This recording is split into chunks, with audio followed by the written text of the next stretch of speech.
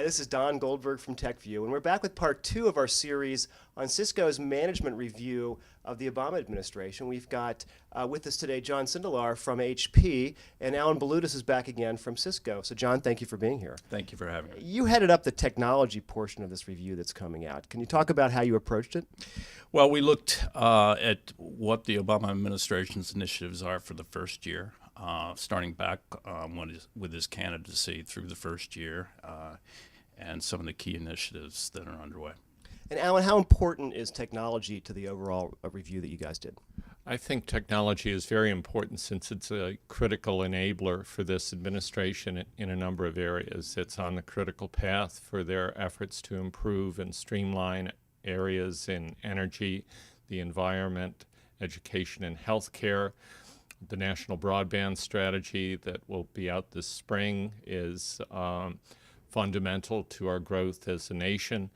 And we spend $71+ billion each year on information technology in the federal government. So it's a big and important arena. Now, this administration has made technology a major part of its agenda, but it didn't invent technology, and previous administrations have seen the importance as well. And John, you've been involved in that for a long time. Yes, starting back with the former administration and the eGov initiatives, working with Mark Foreman and then Karen Evans on the line of business. So I look at this as an evolution, not a revolution, and a continuum of progress that's important to this country.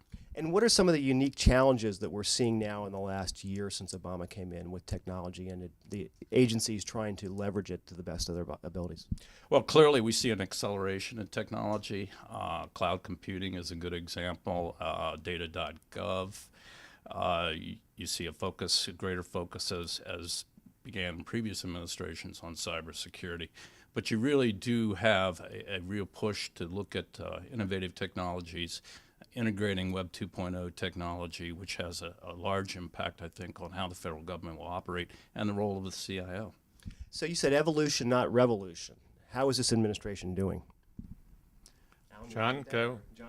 Well, I would say they're moving ahead very quickly. I think policy and regulatory issues are quickly trying to keep pace with some of the ideas and initiatives that are underway, but I would give them a strong B for their efforts, and I think there's a lot of progress that's been made and more results to be seen.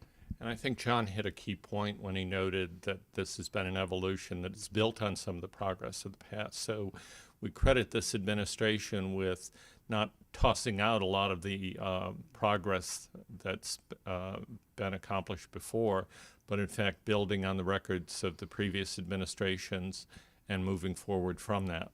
So we haven't had this not invented here syndrome, at least not yet, so that's good. So they're building on some of the things that you guys accomplished when you were the previous administration. As you remember, we had the shared services effort, which was part of the lines of business effort. And if you look at what cloud is about, other than the fact of making it faster and the ability to scale and descale, so to speak, basically it is another way of providing shared services. And I think that's important to lowering the cost of government, improving performance, adding accountability and transparency. So collaboration is definitely key when you're trying to implement these types of policies. Absolutely.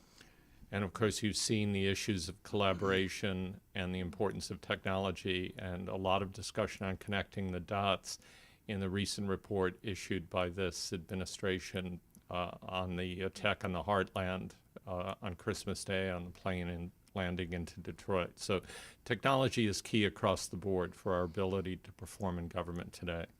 Now, several years ago, we had the Veterans Administration laptop incident, which scarred a lot of our IT managers because nobody wants to be the subject of the next congressional inquiry. Are we getting over those types of resistances and fears that the managers have? I would say that probably not to some degree.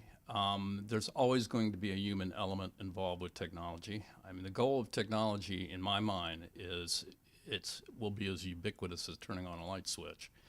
But there will always be a requirement for human judgment. Leaving your laptop in the trunk of your car, so to speak, is probably not a good idea.